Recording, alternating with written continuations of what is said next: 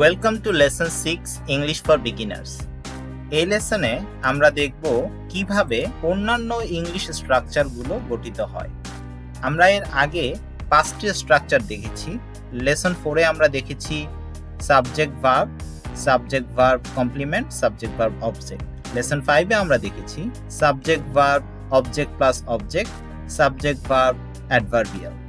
এইবার লেসন 6-এ আমরা দেখার চেষ্টা করব আরো দুটি স্ট্রাকচার ইংলিশ সেন্টেন্সের। এক্ষেত্রে আমরা দেখব subject verb object plus complement, অর্থাৎ সেন্টেন্সে অবজেক্টও থাকবে, অর্থাৎ হোয়াট বা হুমের আনসারও থাকবে এবং তার সাথে কমপ্লিমেন্টও থাকবে। কিভাবে সেন্টেন্সে অবজেক্ট এবং কমপ্লিমেন্ট দুটোই থাকতে পারে সেটি এখন দেখব এক্সাম্পলের মাধ্যমে। First sentence, the new boss keeps everyone very busy. তাহলে আমরা যদি কিপস এর উপরে কোয়েশ্চেন করি, রাখে, ব্যস্ত রাখে, কাকে ব্যস্ত রাখে? হুমের আনসার পাওয়া যাচ্ছে অবজেক্ট এভরিওয়ান, অর্থাৎ এই সেন্টেন্সে এভরিওয়ান হচ্ছে আমার অবজেক্ট। অবজেক্ট পেয়ে গেলাম, সাবজেক্টের পরে ভার্ব কিপস, তারপর অবজেক্ট এভরিওয়ান। কমপ্লিমেন্ট হচ্ছে ভেরি বিজি। ওভারঅল পুরো জিনিসটা যেহেতু এই ভার্বটাকে এক্সট্রা ইনফরমেশন দিচ্ছে, সে কারণে আমরা ভেরি বিজিকে বলছি কমপ্লিমেন্ট। পরের সেন্টেন্সগুলোতে দেখব অবজেক্টের পরে আরো অ্যাডিশনাল ইনফরমেশন দেয়া, সেগুলোকে আমরা বলছি কমপ্লিমেন্ট। সেন্টেন্স দেখি, all the publicity made the candidate popular. All the publicity, এটা আমার সাবজেক্ট, তারপর মেড হচ্ছে ভার্ব, কাকে? হুম দিয়ে যদি কোয়েশ্চেন করি, দ্য ক্যান্ডিডেট, এবং দ্য ক্যান্ডিডেটের হচ্ছে অবজেক্ট। এর পরবর্তীতে যদি দেখি যে এক্সট্রা ইনফরমেশন হচ্ছে পপুলার, এই পপুলার হচ্ছে সেন্টেন্সের কমপ্লিমেন্ট। অর্থাৎ আমার অবজেক্ট এবং complement, subject all the publicity, verb made, object the candidate এবং কমপ্লিমেন্ট হচ্ছে পপুলার। পরবর্তী sentence, she made the situation worse. She subject, made verb, কিসের বা কি অবনতি ঘটিয়েছে? দ্য সিচুয়েশন, অর্থাৎ হোয়াট এর আনসার আমরা পেলাম, সেটি হচ্ছে অবজেক্ট। ওয়ার্স হচ্ছে আমাদের complement. She made the situation worse, the situation object, worse complement. পরবর্তী sentence, he made the process more cost effective. He made subject verb, the process object, কি করেছে? প্রসেস বা প্রক্রিয়াটিকে তৈরি করেছে more cost effective। এখন এখানে কস্ট ইফেক্টিভ হচ্ছে আমার কমপ্লিমেন্ট এবং the process হচ্ছে অবজেক্ট।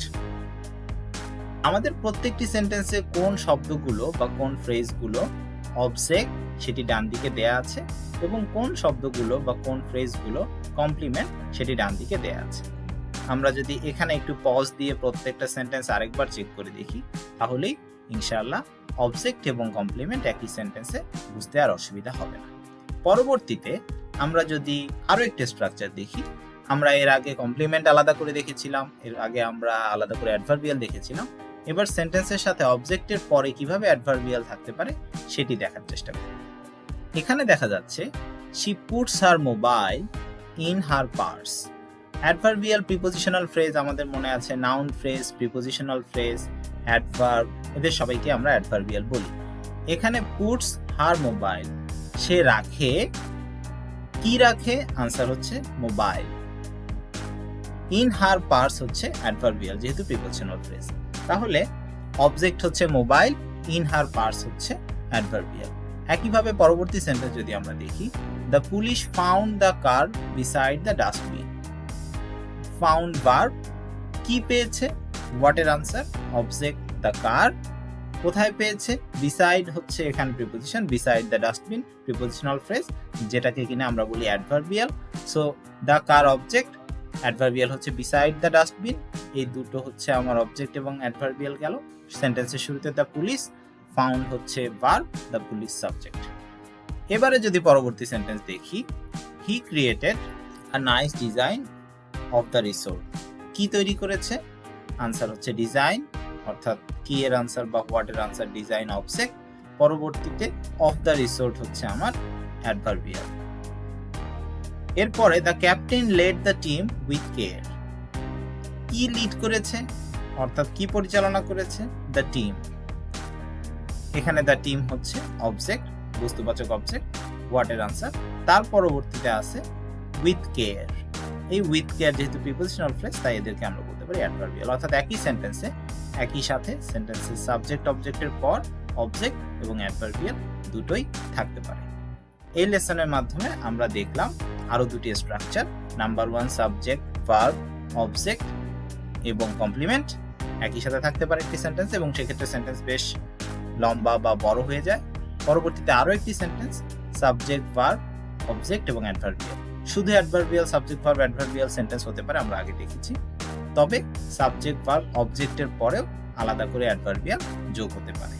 সো এই ছিল আজকের লেসন। আমরা এ পর্যন্ত ইংলিশ ল্যাঙ্গুয়েজের মোটামুটি 7টি স্ট্রাকচার শিখে ফেললাম। পরবর্তী লেসনগুলোর আগে এই লেসনের স্ট্রাকচারগুলো রিভাইজ দিলে তাহলে পরবর্তী লেসনগুলোর গ্রামার বুঝতে এবং এক্সারসাইজগুলো বুঝতে সুবিধা হবে। সুতরাং আমার দিক থেকে সবাইকে আহ্বান রইল, আপনারা যেন আগের লেসনগুলো একটু রিভিশন দিয়ে নেন, তাহলে পরবর্তী লেসনগুলো আরো বেশি ইফেক্টিভ হবে এবং বুঝতে সহজ হবে। ধন্যবাদ। এই ছিল লেসন 6 এর আলোচনা।